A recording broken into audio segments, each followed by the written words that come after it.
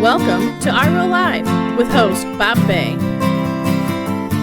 In living a real life, the key is to talk to God and do the next right thing. Read something in the Word every day. Be honest with yourself and others. Find someone other than your spouse or family members to talk to. Begin to build trust now. And trust is earned, not given. Prepare for the future. Deal with the past and live in the moment. And love is a choice. And let me just, while it's up there, we talk to God and do the next right thing. I actually learned that from my brother who was in recovery. He's passed away now. So often we forget that God just wants to talk to us and just hang out with us. In saying that, talk to God and do the next right thing, we find ourselves having to make hundreds of choices a day. And God cares about what's going on in our lives. And so he wants to help us make those choices. And so, obviously, if it's like, should I get a Pepsi or a Coke? Pepsi or a Coke? That's pretty much, we can pretty much go with what we want there.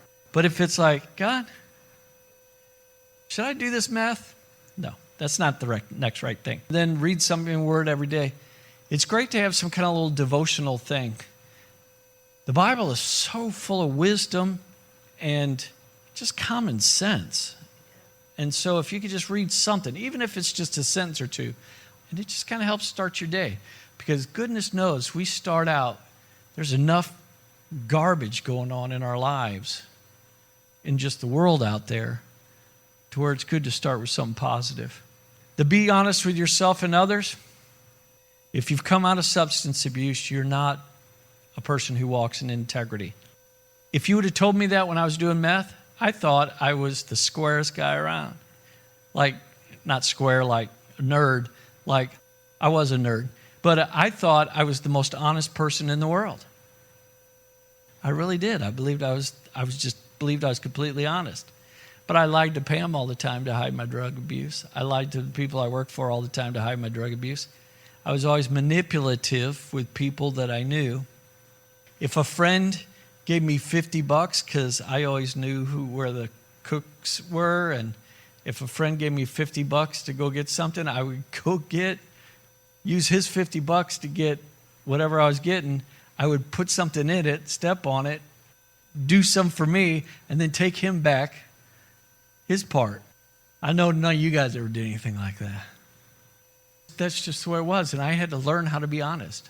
I had to learn when Pam would say, Bob, what's wrong? I'd be mad, I'd be mad about something that she did. She did something that I didn't like. And I wouldn't feel like going through a big deal about it. I just would be mad. And she'd say, what's wrong? Nothing.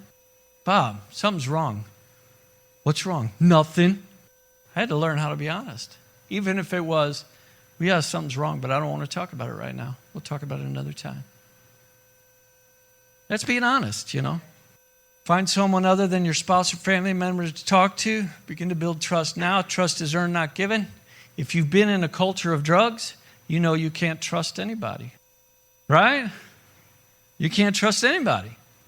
Trust is earned, not given. We don't just give people our trust. We don't just automatically trust people. People have to earn our trust. And that's through little things like opening up and sharing some things out of our lives that we're going through. And then trusting that somebody will keep that confidential, that you can trust them. Sometimes that trust is built in a short time. Usually it's built over a long period of time. I heard a guy say one time that it takes about 2 years to really get to know somebody. And I believe it. I heard that about 20-something years ago. And I believe over the years that I've gotten to where that is. It takes about 2 years to really get to know you can really trust somebody. Which may sound bad, but that's just the way it is. We say not your spouse or family members because your spouse and family members will either tell you what you want to hear because they're people pleasers, or they will tell you and give you advice based on what they want from you. The reactions or the intentions are never completely free. I don't know how to say it. There's always strings attached. I'm not saying that's a bad thing to have strings attached with family. But when you need somebody that you can talk to and trust, especially if you have a history with somebody, it's tough to be able to open up and talk to people about that. And when we hide things inside, you know, if you've been around recovery, you've heard you're only as sick as your secrets. When we hide things, when we hide how we really feel about things, when we hide all the ugly, mean, nasty things that we've done or are doing, it just eats at us. It gnaws at us. From a Christian point of view, it gives the enemy room to come in and attack us. And he'll use it for sure. Prepare for the future, deal with the past, and live in the moment. Fear is always based on what may or may not happen in the future, what we may or may not lose in the future, what may or may not go the way we want it to in the future. So all we can do is today prepare for the future and let it go, let God have the rest.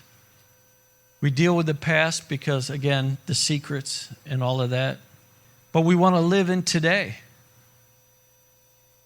Because this is where God is. He's right here in the right now. You've heard just for today, we cannot be truly happy and walk in peace, living in the past or fearing the future, living in regrets or shame and guilt of the past, or fear and anxiety about the future. And the whole thing, love is a choice. Sometimes Pam has to choose to love me because I'm unlovable. But guess what? Sometimes I have to choose to love Pam. And what is love? And we say, what is love? Well, love is doing what's best for the other person, regardless of the cost to us. And people, a lot of times when you come out of substance abuse, don't understand that because people have been manipulating and taking advantage of you forever.